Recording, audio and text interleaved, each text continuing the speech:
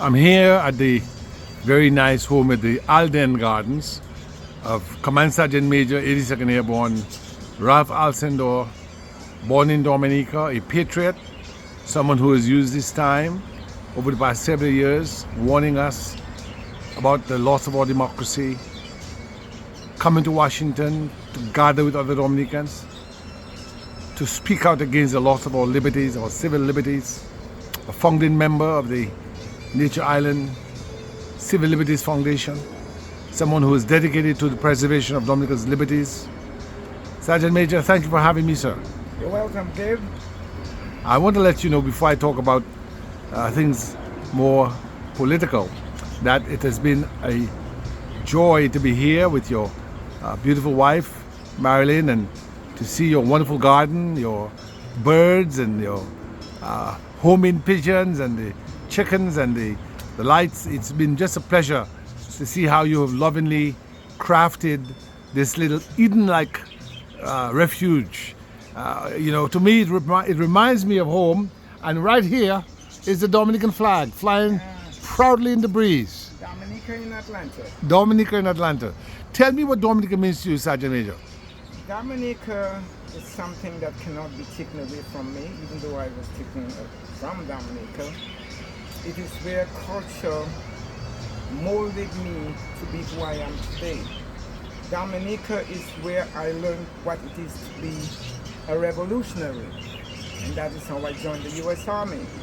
So, regardless what happens, regardless how far I am away from Dominica, I will always be a part of Dominica, because the culture, language, the way of life shall never part from me as a Dominican, and therefore I am committed for Dominicans, my compatriots, to enjoy true democracy as I knew it when I was growing in my teenage years in Dominica.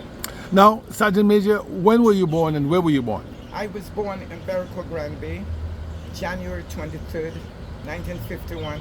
Ironically, it is the day that water was connected to my home, free, simply because the source of the water for Grand Bay came from my grandfather's estate.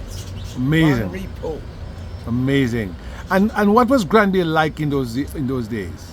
Oh, I'll tell you, today it is like day and night. In the days when I was growing up, of course, we did not have technology, but we had a Grand Bay where it took the village to raise the young boys in the street. We were very respectful.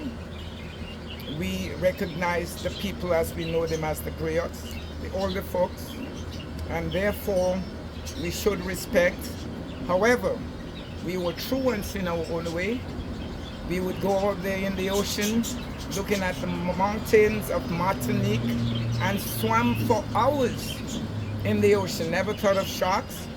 We were brave. We felt invincible, leaping from branches to branches on the mango trees like Tarzan, as we saw in the movies, not realizing the movies it was just theatrical drama. Yes. However, we made it real. So Grand Bay then, it was totally different to what it is today. People were independent. We had a sense of sovereignty where once upon a time, I remember they actually said we want to be independent from the whole island. Believe it or not, they go. South City, Liberation City. Exactly. In fact, I was one who led to take land from Nassif and build what we call the Valley of Tombs Cricket Playground. We did that. And Nassif was a merchant. Owner. He was the estate owner of the Geneva estate owner. From Lebanon. From Lebanon. He's an Arab. Yes. However, we showed no respect because of the exploitation of my friends' parents who worked there. Fortunately, my parents did not work on the estate. However, I wreaked havoc going to his estate, getting tangerines, coconut, mangoes, what have you. And we did it without fear because of the exploitation of the people who worked for him. That was Grand Bay then. Yes, indeed. Grand Bay today, well, I can't say because it's been 54 years since I left.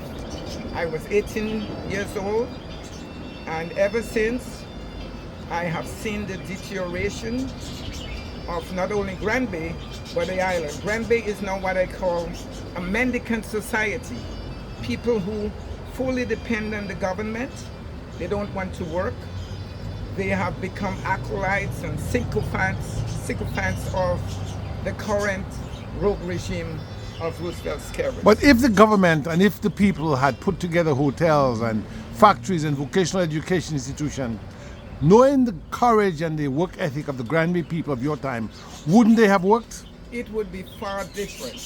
However, in spite of the fact that there were no major workforce, because the Geneva Estate was simply one of the areas, and I remember the agricultural station at the center, they were the main employers of the people.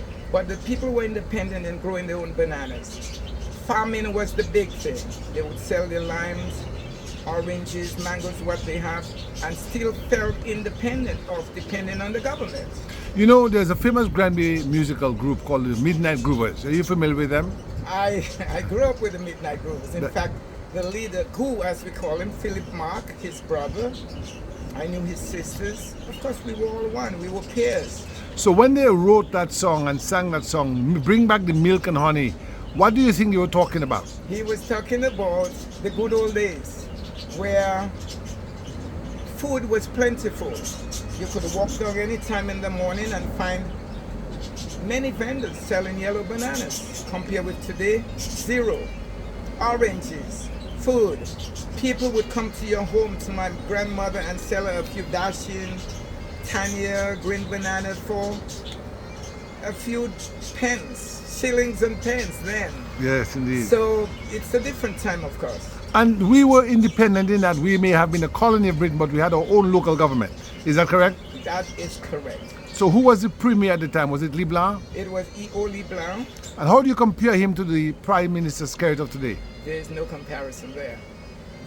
What we have today is a self-serving man looking for himself and his inner circle versus Leblanc, who ensured that the masses, he looked out for the interests of the people. We had our representative, Raylan St. Louis, was the minister without portfolio. Yet still he was able to bring the ham, the bacon in the form of roads to the farms, such as Patriot. I remember people from Délices would come over the hill and come down to Patriot. The roads. Patriot is French, and in English, what does it mean? It means waste of time. And that's because you have to be climbing and climbing. And because of the weather, the rain. It's all rainforest, mountains, valleys, rivers, and that's what it is. Patriot. Yes, indeed. You know, Raph, I just want to thank you on behalf of the Nature Island Civil Liberties Foundation, our brothers Dion George, Mr. G, George Andre, Nicholas George, Dion Masio, Crispin Gregoire, Son of the soil. all sons of the soil who you allied with, Dr. Dale Dangleben, Maslin Edwards. Yes. I remember when we went to the Congress to try to Super bring Patriot. word. Super Patriots. What would you say to Dominicans on the eve of the 31st of May when we're asking Dominicans to stand for liberty and to make a change? I'll tell you, Gabriel, what I see is Dominica needs to go back to the good old days of Charles Savarin when he led a revolution, the Cool Wash Brigade. This time we don't need a Cool Wash Brigade. We need a mind and body brigade to get together and have a massive revolution against the status quo that is taking so much from the people and giving them so little. I don't understand why in 2023 a prime minister who is super corrupt is able to lead a people, exploit, manipulate, and yet still marginalize our professionals, and yet still getting away with it with the support of his acolytes, what I call the laborites and the laborites. Let me tell you this. Let me ask this question.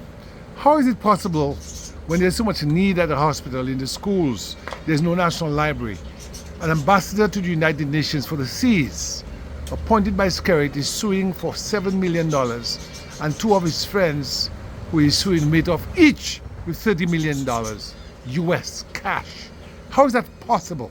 Well, Gable, it's possible, and you see it's happening as we speak, because the people have allowed it to happen. The people who are given the crumbs of the table allow the loaves to go to Skerritt's inner circle.